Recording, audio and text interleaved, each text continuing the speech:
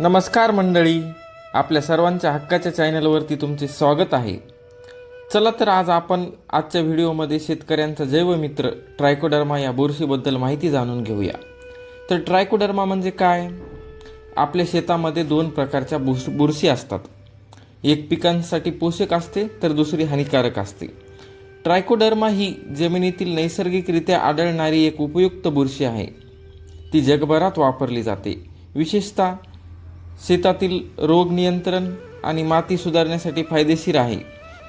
ही बुरशी वनस्पतींच्या मुळांच्या आजूबाजूला वाढते, जमिनीतील हानिकारक बुरशींवर नियंत्रण ठेवते व पिकांची रोगप्रतिकारक शक्ती वाढवण्यास मदत करते। तर ट्रायकोडर्मा कसे कार्य करते ते आपण जाणून घेऊया। प्रतिस्पर्धा म्हणजेच ट्रायकोडर्मा हानिकारक बुरशींसोबत जागेसाठी आणि अन्नासाठी स्पर्धा करते व हानिकारक बुरशींना आळा घालून त्यांचे अन्न शोषून घेते। त्यामुळे हानिकारक बुरशींची वाढ होत नाही। यालाच आपण परजीवीपणा पण म्हणू शकतो। त्याचबरोबर प्रतिजैविके तयार करते, म्हणजेच रोगकारक बुरशींना मारणारे रसायन तयार करते व पिकांची रोगांशी लढण्याची ताकद वाढवते। तर ट्रायकोडर्माचे शेतीसाठी काय फायदे आहेत? तर बुरशीजन्य रोगांपासून संरक्षण करणे, जसे की मुळे सडणे, यालाच आपण इंग्रजीमध्ये रूट रॉट म्हणतो। तसेच कोलमडून पडणे म्हणजेच डॅम्पिंग ऑफ, विल्ट, वाळणे आणि कॉलर रॉट यांसारखे रोगांना नियंत्रित ठेवते। हे रोग बुरशीजन्य असतात आणि ट्रायकोडर्मा त्या बुरशींच्या वाढीस अडथळा आणते। तसेच पिकांची वाढ उत्तम करण्यास पण मदत करते। ट्रायकोडर्मामुळे मुळांची वाढ चांगली होते, त्यामुळे झाड अधिक पोषण घेते व यामुळे पीक जोरात वाढते आणि उत्पन्नात पण वाढ होते। आणि त्याचबरोबर जमिनीचे आरोग्य सुधारण्यास पण मदत करते। जमिनीतील जैविक सक्रियता वाढवते व सूक्ष्मजीवांची समतोल स्थिती राखते। याला खतांमध्ये मिसळून वापरल्यास जमीन सशक्त करते। ट्रायकोडर्मा एक नैसर्गिक बुरशीनाशक आहे, यामुळे रासायनिक औषधांना पर्याय म्हणून वापरले जाऊ शकते। ट्रायकोडर्मा कसा वापरायचा व त्याचे प्रमाण काय घ्यायचे ते आपण जाणून घेऊया।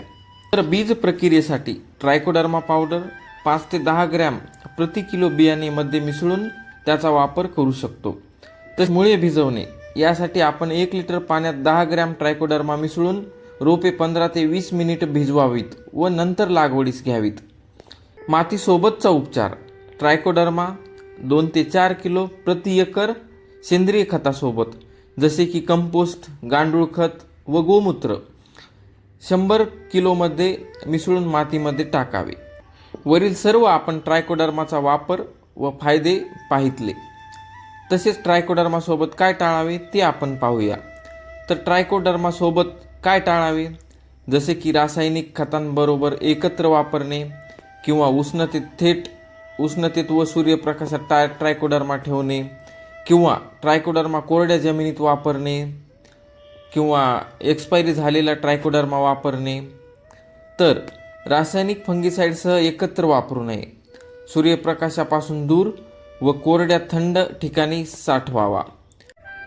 तर मंडळी, ही पाहिली आपण ट्रायकोडर्माबद्दलची संपूर्ण माहिती। तुम्हाला जर काही शंका असतील तर नक्कीच कमेंटमध्ये कळवा व माहिती आवडल्यास चॅनलला सबस्क्राईब करायला विसरू नका व ही माहिती आपल्या प्रियजनास नक्की शेअर करा। अशाच माहितीपूर्ण नवीन व्हिडिओमध्ये आपण भेटूया। धन्यवाद।